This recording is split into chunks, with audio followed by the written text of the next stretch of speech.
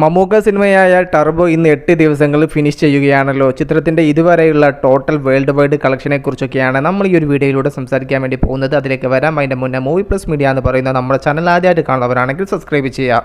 അതിന്റെ മുന്നേ പ്രധാനപ്പെട്ട മറ്റൊരു കാര്യം പറഞ്ഞോട്ടെ. ടർബോ മൂവി കാണാത്തവർക്കും ഇനിയും കാണാൻ ആഗ്രഹിക്കുന്നവർക്കും വലിയൊരു സുവർണ അവസരം വന്നിരിക്കുകയാണ്. മെയ് 31-ാം തീയതി ടർബോ മൂവിയുടെ ടിക്കറ്റിന് മൾട്ടിപ്ലക്സിൽ വെറും 99 രൂപ മാത്രമേ ഉണ്ടാവുകയുള്ളൂ. PVR ഗ്രൂപ്പുമായി സംഘടിച്ചു പോകുന്ന മൾട്ടിപ്ലക്സിലാണ് ഈ ഒരു ഓഫർ ലഭ്യമാവുക.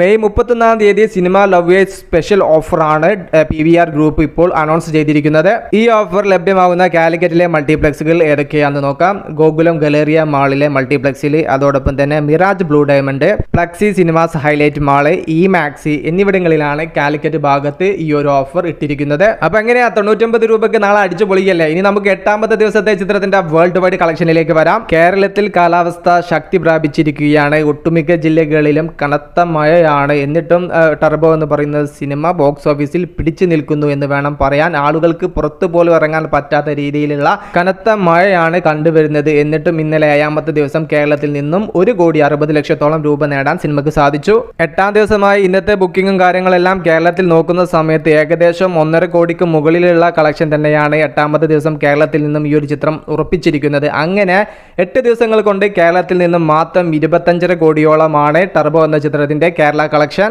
ഓവർസീസിൽ നിന്നും മികച്ച കളക്ഷൻ 8ാമത്തെ ദിവസവും 7ാമത്തെ ദിവസവും മമ്മൂക്കയുടെ ടർബോ രേഖപ്പെടുത്തിയിട്ടുണ്ടാവും. കാരണം GCCയിലെല്ലാം ഇന്നലെ ഇന്നൊക്കെ ആയിട്ട് ഓഫ് ഡേ ആണല്ലോ. അതുകൊണ്ട് തന്നെ മികച്ച കളക്ഷൻ തന്നെ ടർബോ നേടിയിട്ടുണ്ടാവും എന്ന് വിശ്വസിക്കുന്നു. ചിത്രത്തിന്റെ കളക്ഷന്റെ യാതൊരുവിധ ഒഫീഷ്യൽ അപ്ഡേറ്റും ഇതുവരെയും വന്നിട്ടില്ല.